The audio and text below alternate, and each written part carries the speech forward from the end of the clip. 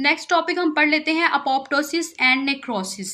Apoptosis और necrosis जो है ये एक ऐसा प्रोसीजर है जिसमें जो सेल है उसकी डेथ होती है, लेकिन जो अपोप्टोसिस है उसके अंदर जो सेल की डेथ है वो डिफरेंट तरीके से होती है और डिफरेंट रीजंस की वजह से होती है। जो नेक्रोसिस है उसमें भी जो सेल की डेथ है वो डिफरेंट तरीके से और डिफरेंट रीजंस की वजह से होती है।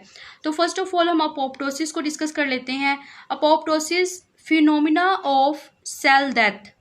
अपोप्टोसिस कहलाता है main type of programmed cell death. जो अपोप्टोसिस होता है ये प्रोग्राम्ड सेल डेथ होती है, मतलब ये कि ये कंट्रोल्ड वे में सेल की डेथ हो रही होती है और सेल के अंदर जितनी भी चेंजेस आ रही होती हैं ये सारी की सारी कंट्रोल्ड वे में होती हैं, रेगुलेशन की फॉर्म में होती हैं और बिल्कुल भी अचानक नहीं होती बल्कि एक सीक्वेंस से चल रही होती हैं।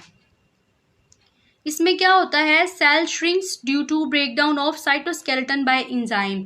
जो एंजाइम्स है वो सबसे पहले जो सेल का जो साइटोस्केलेटन है उसको तोड़ते हैं, जिसकी वजह से जो सेल है वो श्रिंक कर जाता है, क्रोमैटिन जो है वो कंडेंस हो जाता है, न्यूक्लियर इनवेलप जो है वो ब्रेक कर जाती है, जो न्यूक्लियस है वो स्प्रेड कर जाता है in the form of several discrete chromatin bodies. जो न्यूक्लियस होता है ये बिल्कुल टूट फूट जाता है और क्रोमैटिन बॉडीज की फॉर्म में ये फैल जाता है और बहुत सी बॉडीज जो है वो बना देता है। Cell membrane forms irregular buds, जिसे बल्ब्स कहते हैं। जो सेल मेम्ब्रेन है उसके अंदर भी चेंजेस आती हैं और ये जो सेल मेम्ब्रेन के अंदर चेंजेस आती हैं इसके अंदर सेल मेम्ब्रेन के ऊपर जो है वो बर्ड्स बनना स्टार्ट हो जाते हैं और ये जो बर्ड्स होते हैं ये बेल्ब्स कहलाते हैं। Blebs break down and called apoptotic bodies. ये बेल्ब जो बर्ड्स होते हैं ये सेल मेम्ब्रेन से जब टूटते हैं तो टूटने के बाद जो है वो अपोप्टोटिक बॉडी बना देते हैं। फेगोसाइटोस्ड बाय अदर सेल्स। ये जो अपोप्टोटिक बॉडी होती है ये दूसरे जो सेल्स टोस्ट हो जाते हैं, मतलब ये कि दूसरे सेल्स जो हैं इनको इनगल्फ कर लेते हैं, इनको खा लेते हैं। ये जितना भी जो अपोप्टोसिस है इसका प्रोसीजर होता कब है, जब कोई भी सेल जो है वो डैमेज हो जाता है या कोई भी सेल जो है वो जब स्ट्रेस की कंडीशन में होता है तो उसके नतीजे में जो अपोप्टोसिस है वो होना स्टार्ट हो जाती है। और अपोप्टोसिस का काम ये होता है कि जितने भी डैमेज सेल्स हैं ये उनको रिमूव कर देता है और इसके अलावा ये एडवांटेज है डेवलपमेंट में। और अगर जो डैमेज सेल्स हैं वो रिमूव हो जाते हैं तो उससे जो फर्दर न्यूट्रिएंट्स जो डैमेज सेल्स इस्तेमाल करते हैं उसकी बचत हो जाती है, इन्फेक्शंस नहीं होते। और डेवलपमेंट में ये इस तरीके से जो अपोप्टोसिस अपना रोल प्ले करती है कि फॉर एग्जांपल हमने ये देखा है कि जो फीटस है, फीटस की जब डेवलपमेंट हो रही होती है तो उसके फिंगर्स में बी मेम्ब्रेन टाइप स्ट्रक्चर होता है।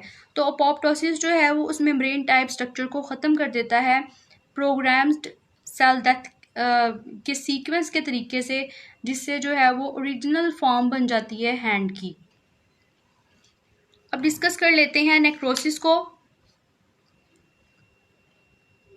नेक्रोसिस जो है accidental death of cell and living tissues. Necrosis में एक्सीडेंटल डेथ हो जाती है सेल्स की या लिविंग टिश्यूज की और अचानक से डेथ हो जाती है।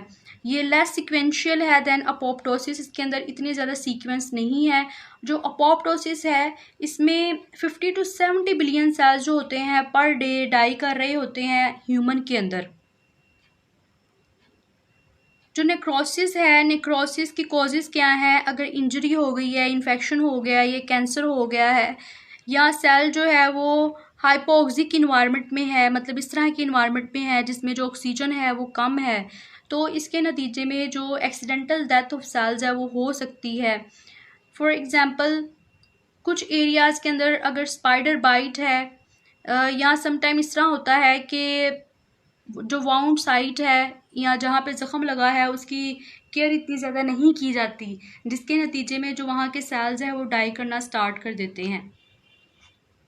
तो इसका प्रोसीजर क्या है, जो लाइसोसोम्स होते हैं वो एंजाइम्स सिक्रीट करते हैं और ये ब्रेक डाउन करते हैं सेलुलर कंपोनेंट्स को, और इसके अलावा जो सराउंडिंग सेल्स होते हैं बाय रिलीजिंग आउटसाइड।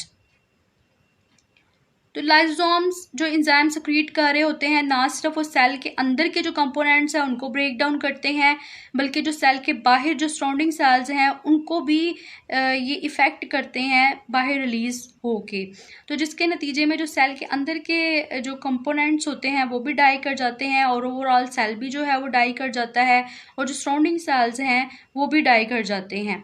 और ये भी हो सकता है कि इसमें जो हार्मफुल केमिकल्स हैं वो जो डेड सेल है उससे निकले, और ये हार्मफुल जो केमिकल है ये बाकी जितने भी सेल्स हैं उनको डैमेज करे। तो प्रोसीजर इसमें भी यही होता है कि ब्रेक डाउन होती है और हार्मफुल केमिकल्स जो हैं वो सिक्रीट होते हैं, जिससे जो सेल है उसकी डेथ हो जाती है। लेकिन जो नेक्रोसिस है उसके जो कॉजेज़ हैं वो और हैं, ये एक्सीडेंटल डेथ होती है, लेकिन जो अपोप्टोसिस होती है उसके कॉजेज़ और हैं, और उसके जो स्टेप्स हैं फॉर्मेशन के वो और हैं।